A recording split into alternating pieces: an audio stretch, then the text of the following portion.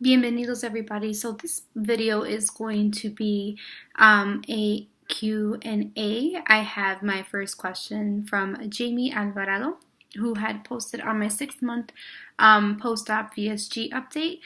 She had a few questions and wanted me to elaborate a tad more about surgery, my experience, what I was eating, and loose skin and all this fun stuff. So I might just actually do a skin flick on this one for you, lady. So, okay, let me start with my stats. I am 27 years old. I had vertical sleeve gastrectomy done on March 28, 2007 with Dr. Balsama in Sewell, New Jersey at Kennedy Hospital. He is one of the best surgeons that I did a lot of research on. So prior to surgery, I did about 2 years, I was contemplating weight loss surgery. I thought about it. It was mentioned to me by a previous PCP, and I didn't really look into it much. So yeah, I basically thought about it, but then I was like, no, it's a quick fix. I can just try to continue dieting. So on and off for 2 years, I did a lot of crash dieting. I did Weight Watchers, which made me lose about 40, 50 pounds the most. I lost that dramatically and then slowly regained it all back, plus an additional 20. I did do some flash also religiously, and I did lose about 20 something pounds on some fast and gained it all back, plus another 5 or 10. I also did the Atkins diet. I did the South Beach diet. I've done calorie counting. I did a lot of dieting, crash course, damage, basically, throughout the years since I was maybe 14, 13. I started to do a lot of irreversible damage to my body and my metabolism because I did do a part of my come on, let's just get it. Once you're a big girl, and especially in middle school, people are mean, and in adults, they're mean too, but just kids are more blunt about it. So I was always a heavy girl. I was always the fat girl. I was always the fat, ugly friend, and I was always, the fat girl with all the, hot guys as friends. So skinny people would pretend to be my friend just to date my guy friends, and yeah, so I did a lot of crash dieting because I didn't know no better. I did try to starve myself a few times, and that just ended up nowhere. And basically, instead of burning fat, I was storing fat, and my body was in starvation mode for such a long time. I did a lot of that damage, but that comes with not having a great support system and also not having self-knowledge. So fast forward to about my 20-somethings, my 20-year-old life, thought about doing weight loss surgery, but basically when I was going to get a consultation in Illinois, I was convinced out of it due to family members, and people that I knew that knew somebody who had it that either died or it just didn't work out for them whatsoever. They literally lost all the weight, and by 6 months they gained everything slowly back. So that kind of was like, what's the point of going under the knife if it's not going to work? So fast forward to about, I decided roughly around my birthday, June.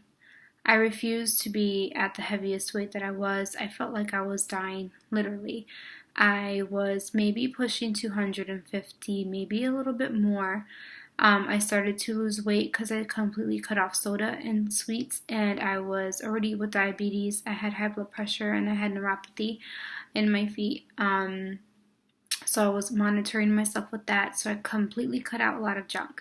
I managed to lose about 30-ish pounds on my own.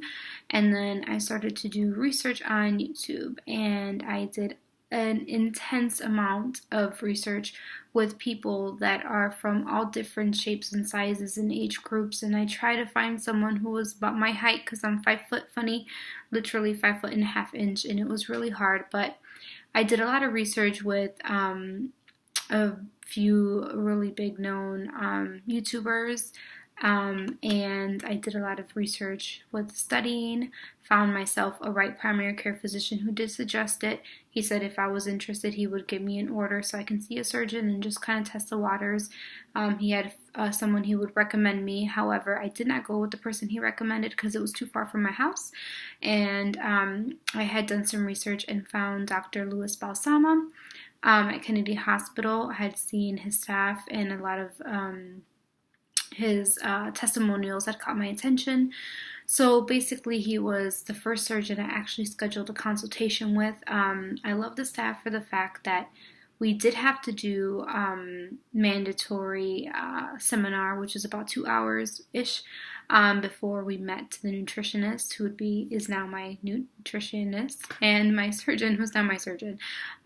So basically, in the class, we learned about the lap band, VSG, vertical sleeve gastrectomy, the R&Y, which is the gastric bypass.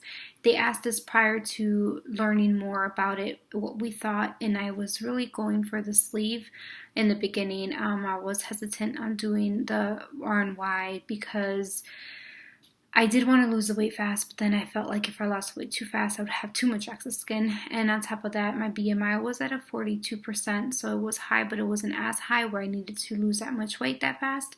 And then creeped me out about rearranging my intestines. That really creeped me out. So that's my personal opinion.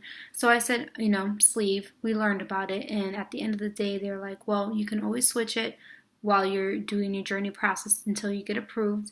But we will have to go through, talking to see what medical history we have and all that fun stuff to see if, the doctor suggests one or the other. So I stuck with sleeve after learning about it. They were veering off from lap band because lap band has not had a good success rate and people have had to get a lot of revisions. So they were no longer even offering that as an option. It was either sleeve or R&Y.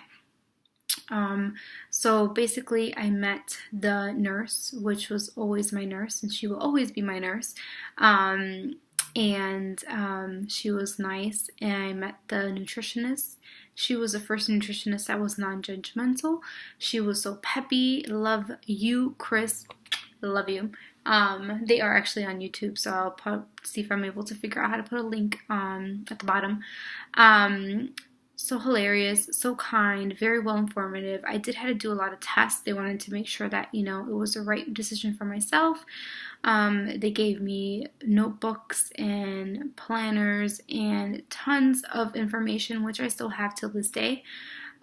Just going over my journey, it was a whole bunch of information for one day. After that, seeing the nutritionist for about 30-45 minutes, I went into the room to get seen by my surgeon. Basically, my nutritionist had answered all my questions. I had 0 questions for my surgeon, but I did meet Dr. Balsama for the first time. He was along with the student because it was a teaching hospital, and talked to him. He felt so comfortable in his aura and his just energy, because I'm a person that's always gone off by stuff like that. Was just so great. I felt comfortable, and he actually listened to my concerns. He told me he did not need to see me until I was ready to get another checkup before surgery, but if I had any questions, feel free. I could make an appointment with them, but I would be seeing Chris, which is my nutritionist / patient care coordinator, throughout the whole entire time. So basically, I went through that. Okay, hopefully this is going to be a long video. Okay, so just bear with me. So, went through that process. So fast forward to VSG surgery, March 28th. I had so much anxiety. I loved my team. My team was amazing. I literally could email my nutritionist whenever, and she would reply back. It might not be instantly. Sometimes it was instantly. She was up at 2 a.m. She answered me right back. They helped me throughout my whole entire surgery, and still do. They give us their cell numbers. They give us their email addresses. That team was so amazing.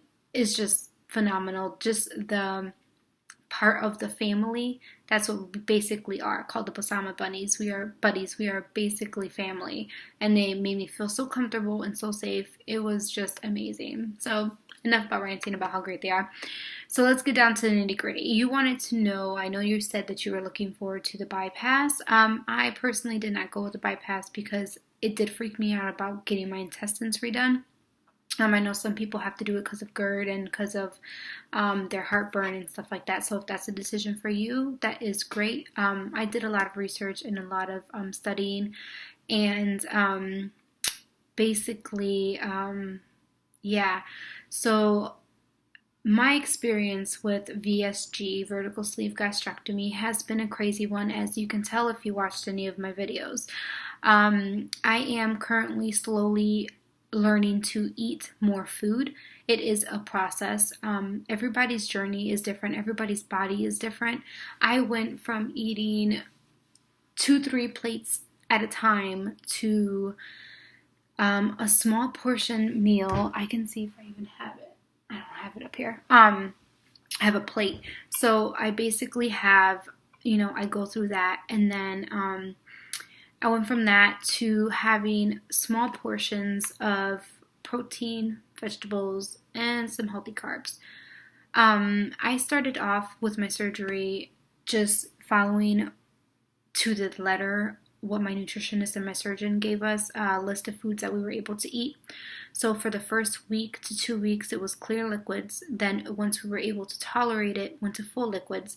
Once we followed up with the surgeon, which was 2 to 3 weeks, we were able to go on to the, soft foods. I was mostly on clear to full liquids for almost a month because I was not able to tolerate any food.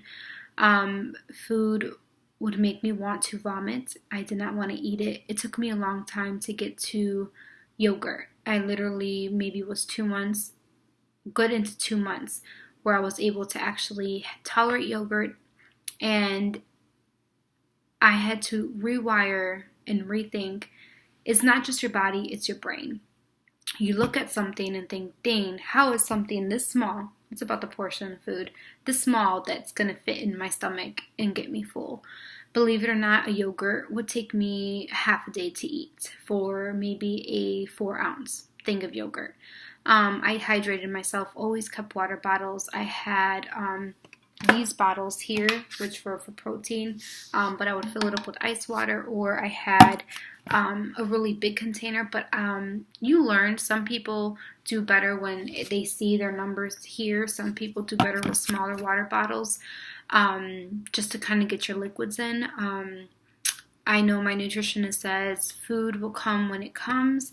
Just make sure that I'm getting hydrated, because most bariatric patients go back to the hospital due to dehydration. You're not hydrating your body enough, and we did a traumatic thing to our body for the better, but it was traumatic, and we have to make sure we nurture it and take care of it. Vitamins took me forever. I think it took me 3 weeks before I can take my vitamins. And then I was sipping on 8 ounces of protein shakes for a whole day, and that would get me so full. And it's just learning to listen to your body, learning to listen to tell the difference between hunger, food hunger, and mental hunger. Are you really hungry? Is it really time to eat? Is it you really want this, or is it because you're stressed, because you're sad, because you're happy, because something's bothering you? Those are questions I used to ask myself all the time. And it was just, an experience in its own. I know some people that were able to jump into solid foods within the month. I know people that, were able to eat an egg in, 2 weeks. I know people that were able to tolerate bread. I have not had a drop of bread since I've had surgery and I'm 7 months out. I can literally have 2 baby spoons of mashed potatoes, and I will be stuffed. Till this day, I am stuffed. I think my tolerance went up to 3.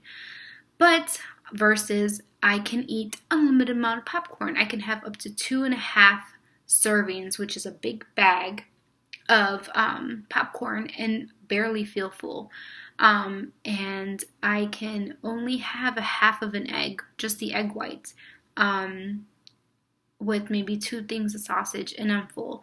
It just takes your body time. There is a doctor that is on YouTube also, and he kind of tells you how, at what stages you're supposed to be. My doctor did the same thing. He just got on YouTube, so he's going to be bringing a lot of material up.